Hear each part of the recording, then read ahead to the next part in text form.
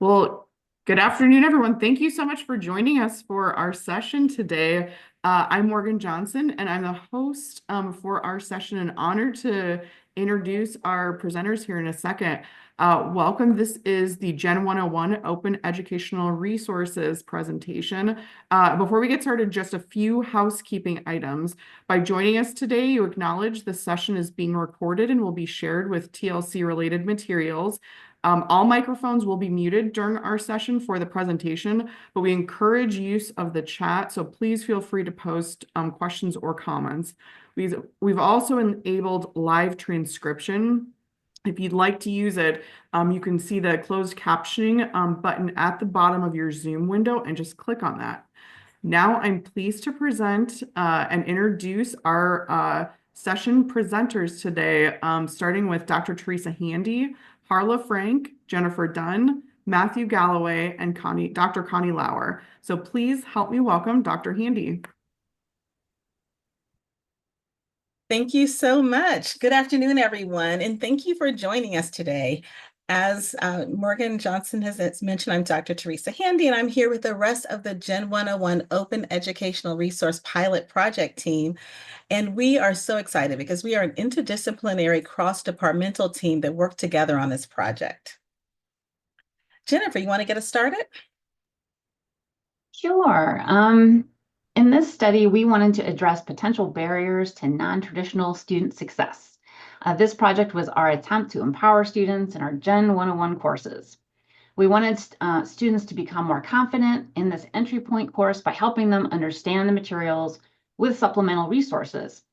We also wanted them to engage with university resources that taught them learn that not knowing is okay, and that asking for help is not a sign of weakness, it's a sign of opportunity. We wanted our faculty to have branded resources to provide students with additional learning and practice opportunities. We wanted to deepen engagement between faculty and students and normalize their feelings as new students and increase their sense of belonging and inclusion at our university. And we wanted to do this all in an affordable way, rooted in our commitment to making education accessible to all. So please let us know in the chat or with an emoji if these ideas resonate with you. Can someone who can see the chat, maybe Jennifer, you want to tell us what you see in the chat?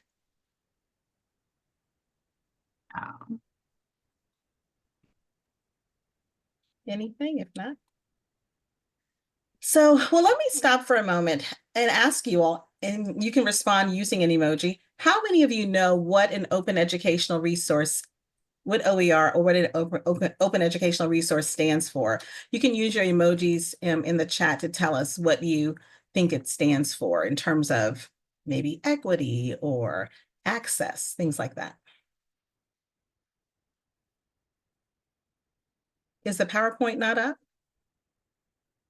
Oh, it's that you all should have come off the mute and told me that I'm sitting here talking to myself and looking at everything. We thought it was an introduction. Oh, so I'm going to actually go back, everyone. We had a few technology differences, like difficulties at the beginning. So can you all see the PowerPoint now? Awesome. Okay, so I want to go back because just to show you the image, oh gosh.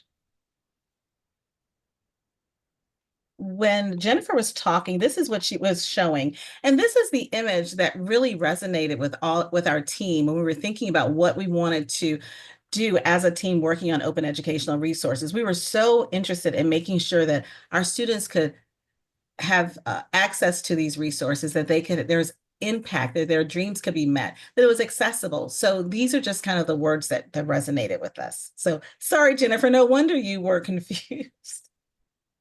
So again, is there anything in the chat that tells us what OER stands for people in the chat that anyone can share?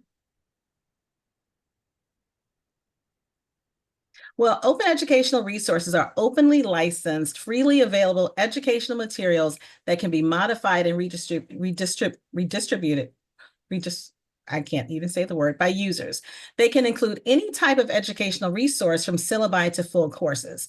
In our project, we chose open educational resources so students could access these supportive materials outside the Gen 101 course throughout their academic and professional careers. We also wanted to make these OER available to faculty in all disciplines at our college by providing resources they could use or customize to meet their students' needs. By providing these resources outside of the course, and the faculty were able to customize them and offer them as an a la carte. So they were used in announcements and as outreach efforts in any program or course that was needed. Given the financial barriers faced by many college students, it was important that these resources be accessible outside the classroom and they be offered free to all students. And in this study, we created and provided podcasts, infographics, articles, and more. Open educational resources can be of any of these formats. So they can be a fully online course, it can be a textbook, it can be lessons, videos, images, infographics. And we didn't complete a textbook in our pilot project, but we are dreaming of our next steps. And some of our most used assets in this project were video, podcasts, and infographics that were used in the articles. For the Gen 101 OER project, we provided faculty-created and curated resources, and these fostered inclusion and academic success in the Gen 101 course and to improve student learning experiences at our open access institution. Connie? Yes. One of our challenges as an entry point course at an open access institution was that students enter at all different ages, stages, and levels of life and career experiences. So creating a course that is robust and rich in information can be a challenge. In addition, we found ourselves always looking for additional information to supplement the provided course materials. We wanted to create these resources so they were for the students we serve and not just internet resources.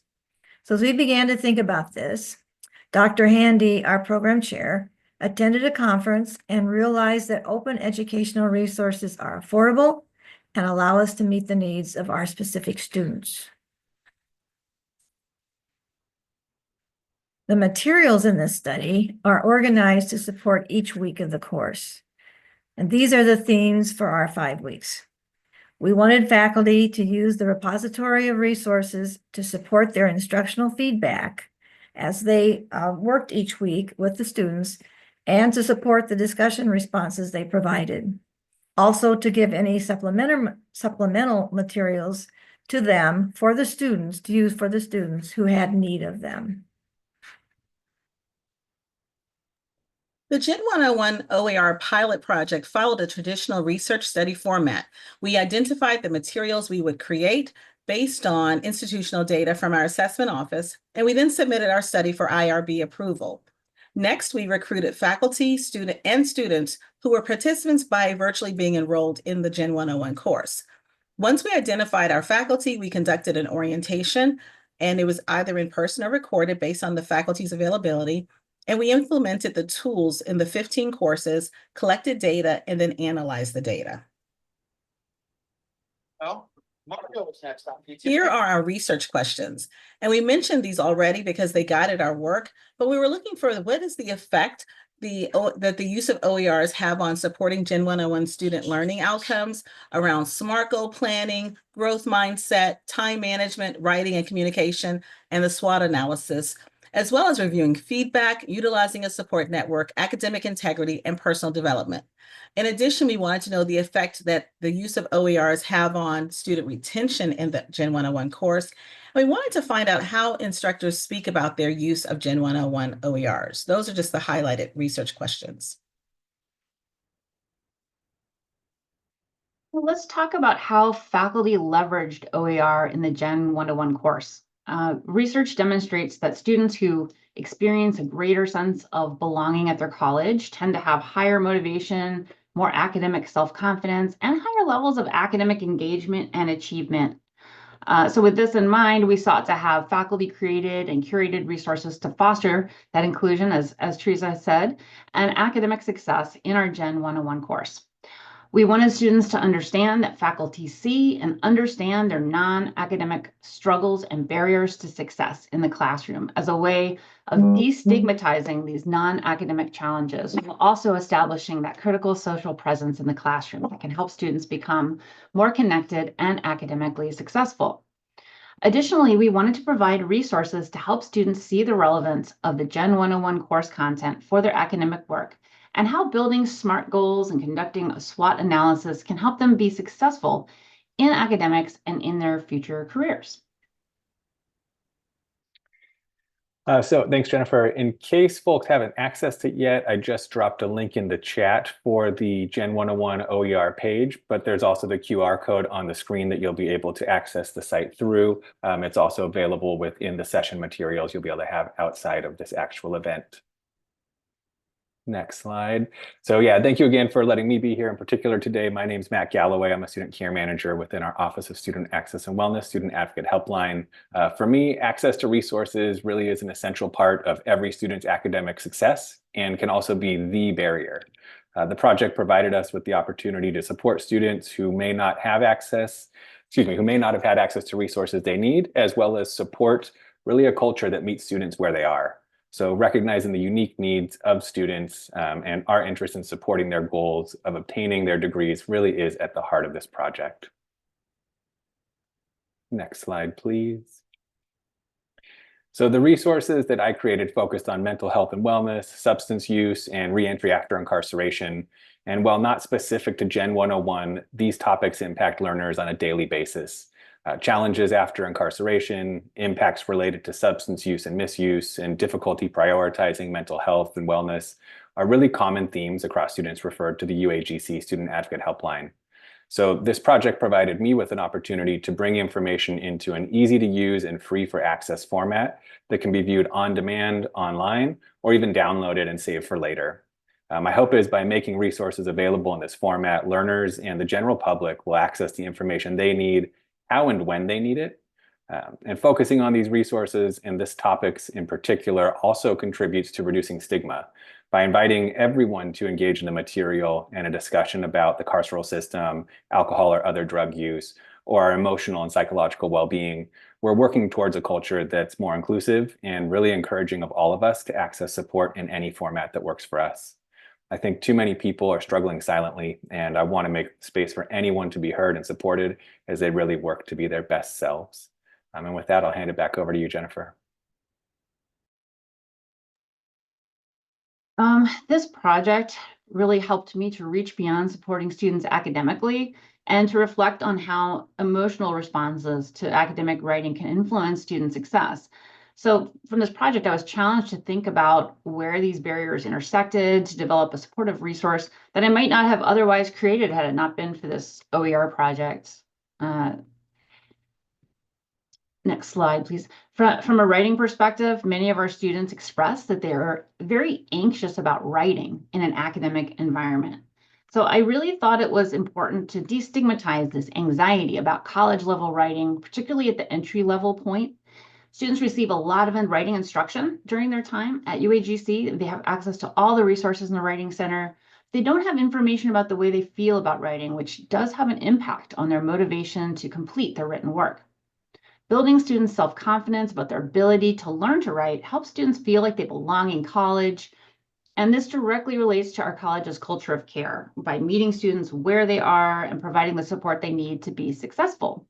In this case, providing encouraging support for students.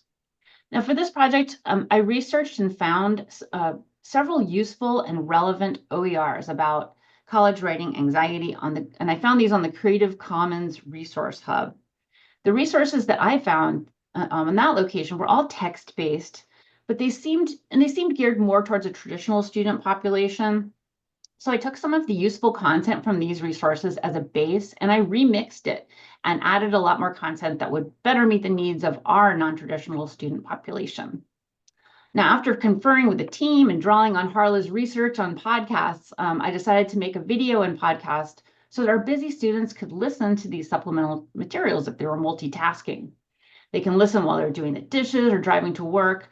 And also based on my research, video presentations with both audio and visuals are connected to increased engagement and recall. I aim to speak on the presentation in a welcoming and encouraging tone to further reassure students that they're understood and that they could overcome their fears of academic writing. We also created an HTML announcement so that instructors could post this information proactively in their courses for students. What you're seeing on the screen is an example of how instructors could use the College Writing Anxiety resource in week 3. Instructors could post this HTML announcement linking to the video, or they could provide this link via a Signals outreach email. Addressing academic anxiety supports student persistence in several ways. Offering a resource on writing anxiety destigmatizes the fear of writing in an academic environment. Proactive support through course announcements allow instructors to get ahead of potential barriers as students begin their academic journey. This helps support student confidence. Confidence translates to engagement, motivation, and persistence. Students feel more confident when they're supported and understood by their academic team. And finally, sharing resources provides an opportunity to form a connection and rapport with students. The use of supportive OER helps faculty to develop a sense of trust with their students so that they understand that instructors see them and that they're empathetic to their challenges as non-traditional students. Harla. Open educational resources are at their heart created to establish inclusive educational experience for those who may not be able to access educational resources due to a variety of reasons. This UFP gave me the opportunity to engage with some highly skilled individuals that you see here today in preparing OERs for our Gen 101 students, as well as students college-wide. My focus for this project was on pod and vodcasts and how they could be used to explain the concepts presented in the course, as well as to show the importance of a step-by-step approach to achieving one's goals, beginning in the very first college course. As you can see on the screen, this is a kind of broad overview of our students' demographics. 25% of our UAG students are active duty military or veterans. 70% are women, 61% have dependents, and 70% are employed full or part-time. So to quote a Star Trek film, which I am a Trekkie, time is truly the fire in which we burn. Podcasts and vodcasts created to support student understanding of course concepts are excellent ways to provide students the flexibility of learning on the go because they can access these materials anywhere at any time. Students are no longer at the mercy of schedules that require them to sit at their computers. My focus was creating materials that allowed our students to study on their time rather than having to wait for time in front of the computer. These pod and vodcasts were created to support the main topics in the course and to show students how they can use these tools from their very first course at UAGC to prepare for their career goals. The vodcast takes students through a comparison of a student who takes one course at a time without really thinking about preparations for job interviews and her dream career with a student who actually used the tools to prepare him for his dream job from the very first UAGC course, Gen 101. So as you can see, this is the data supporting the use of podcasts in our UFP project. And one of the questions in the survey was, did the materials increase your understanding of the course content? And as you can see, 76.47% strongly agreed that they did, and 14.7% agreed. So in order to make pod and vodcasts truly accessible, which was a big focus for us, we considered learners who have been diagnosed with disabilities, such as hearing and vision challenges. In order to make podcasts accessible to those with hearing loss, we utilize podcasts that include text on the screen. Basic and/or interactive transcripts were also needed. Audio-only podcasts can also include live captioning with specific apps such as Live Caption or Google Pixel Android phones. Basic transcripts are scripts of the audio in the podcast or podcast.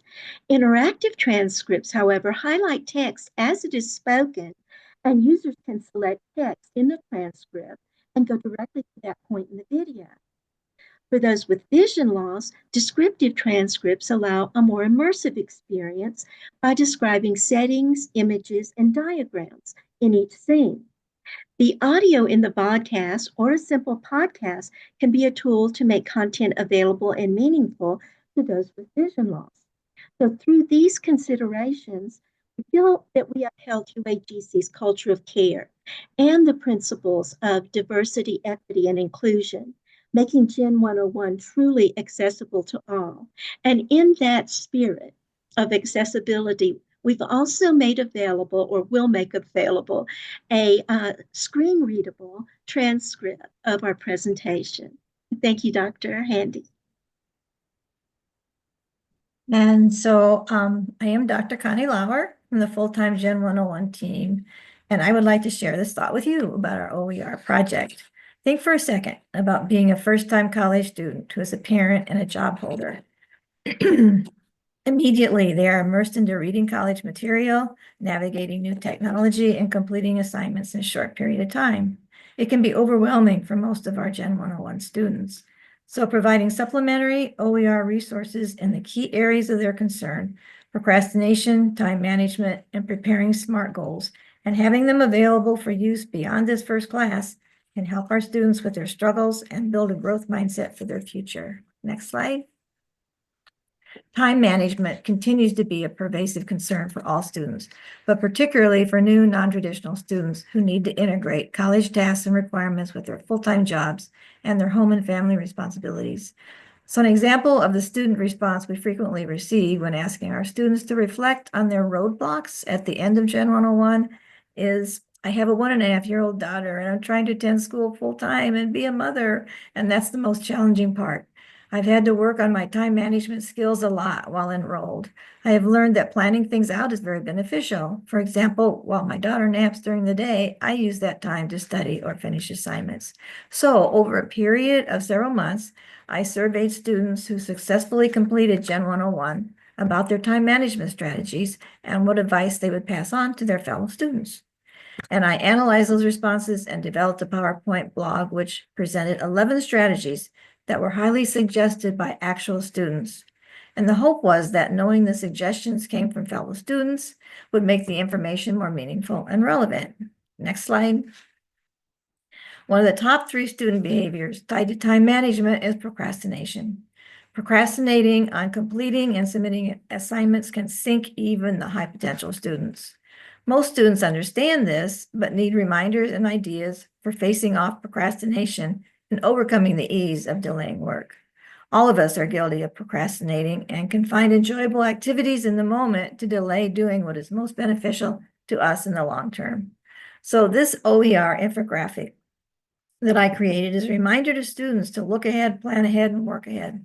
There is also a link to a great TED Talk by Tim Urban titled Inside the Mind of a Master Procrastinator.